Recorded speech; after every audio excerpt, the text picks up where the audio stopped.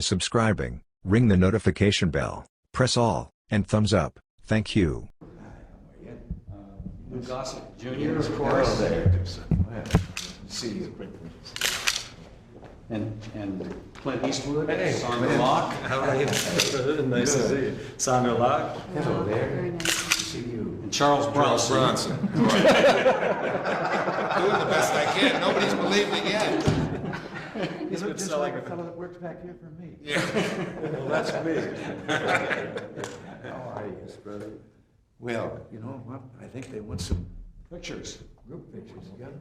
You Want all of us? Come on, stand Well, up. wait a minute. We're going to do a group picture. Yes. All right. Yes, come in here. All right. That's great. Now we got the whole crew. Great. Do a couple more. I think they want one just to, you'll forgive us, just all No, me. no, please. Come on. The stag. Staff will take pride. Great. Rock Falls with this. Everyone looking here? Okay, all right, let's move out. They just Right. want to do the theater rock. Now we now just, One shot with just the theater roll here. come on, Charles. We don't want Charles Bronson. We don't want Charles Bronson. No, Charles. Great, thank you. Brother John, you found out what I did, all this year, what they have to have to do. That's what one needs to be.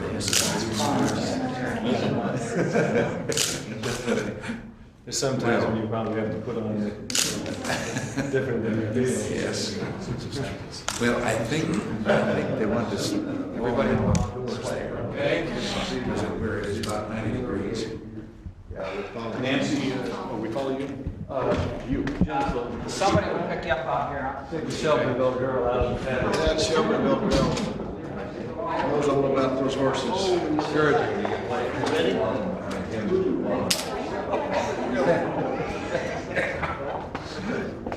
Now, we better hold here just a second because we're a couple minutes ahead of schedule and I still see people coming in. So can you give me 30 seconds?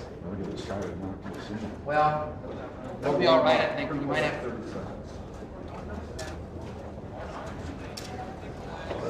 This is pure Washington weather. This is awful standing right here. It's going to be worse out here. It's going to be right.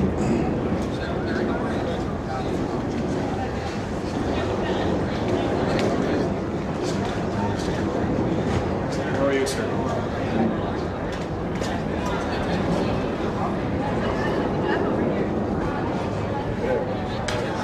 Okay, they're ready.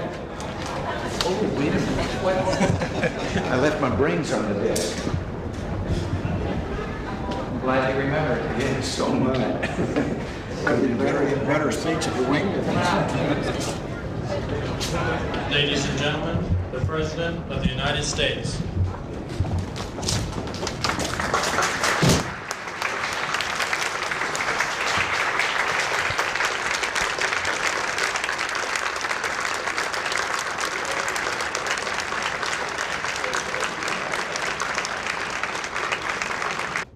Old farmer who picked up some creek bottom land. It's all covered with rocks and overgrown with brush, but he set to work and he hauled the rocks away and he cleaned the brush and he cultivated and he fertilized and he planted. Certainly been good to this place here, and he went on that way and the old boy was getting a little fidgety, and finally he says, "Reverend, I wish you could have seen it when the Lord was doing it by himself."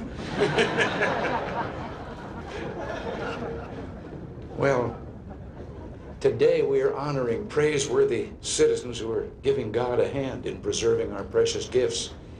Unlike the farmer in the story, more often than not, those we honor today are protecting our land from some of mankind's more wasteful and destructive ways. Some of them have been set aside for the benefit and enjoyment of our people and for future generations. When one thinks of America, one thinks of life refuges, extraordinary urban park system, and preserved historic sites. And all this is the legacy of caring individuals, perhaps like the ones we honor today, who acted to see that these treasures were preserved and passed on. Protecting our endangered species and to vigorously pursue plans to recover them.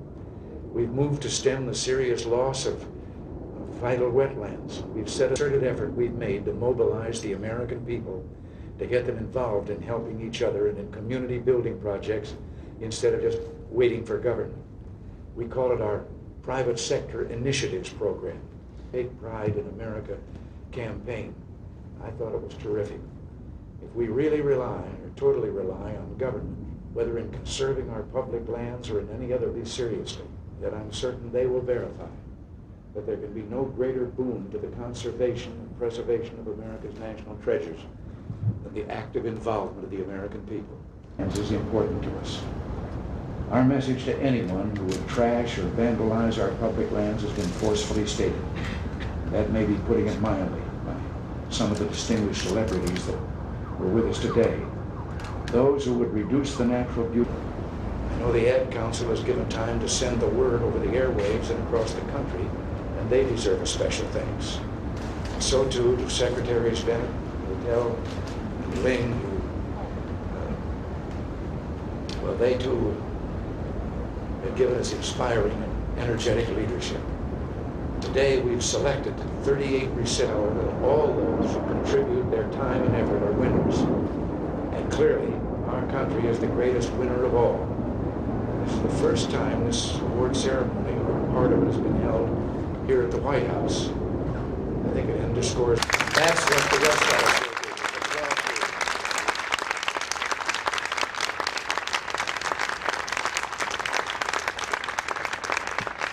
You have made a difference, and we do all applaud you. Thank you all. God bless you. Mr. President, are our ships in danger of the coast? It won't stop the war. No questions. Are you willing to talk to Gorbachev about the Persian Gulf, sir? Gorbachev says he wants But to if there are talk. no questions, there are no answers.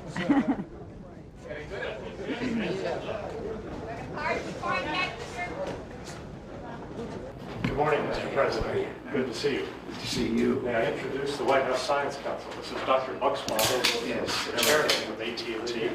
I'm Singer from MIT. See you. Dr. Teller. Hey.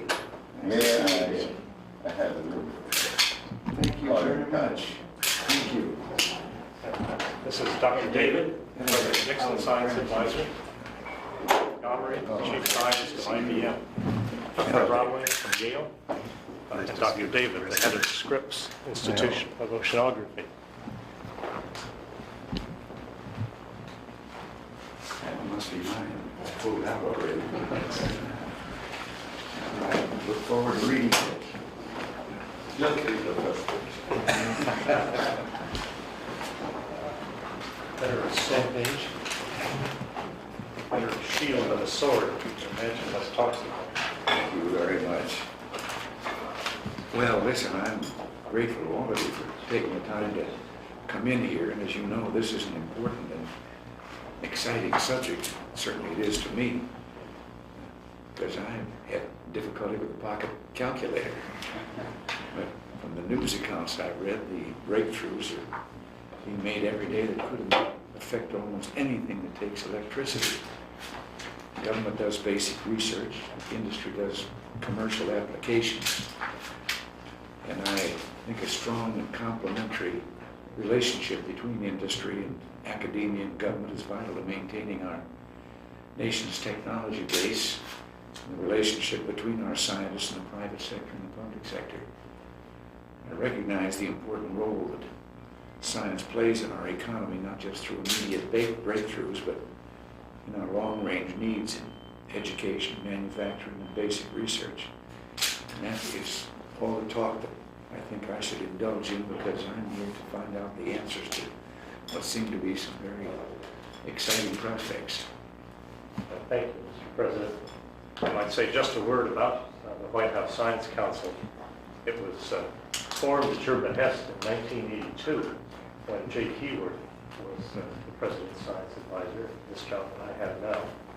They've been a very hard-working group and have done a large number on the role of federal laboratories in research and reports on the overall educational basis and structure of our science and technology training.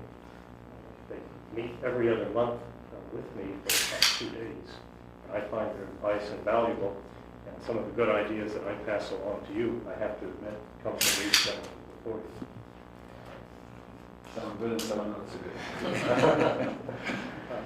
Dr. Buxbaum, who is the chairman of the Whitehouse Science Council, is, I think, going to start the discussion and then introduce a few other members. But at any time, don't hesitate to interrupt and pursue your interests. Mr. President, we appreciate the opportunity to meet with you on very important topics of connectivity. And I would like to take a few minutes to introduce. Oh, I'm Mr. President. Services from nice to see you. Well, somebody else will have to give you the shots now, Mr. President. Yes, darn it. I know that I ought to be more charitable toward all the military down at Fort Benning, but I'm complaining. Oh, okay. Well, 5 years, 5 years. We wish you well. Okay. Smile, Dianne. Smile, I know. Thank you. And two, you had a minute. I've run out of those white antihistamine pills. Oh, I'll send them over. I'll send them over. Okay.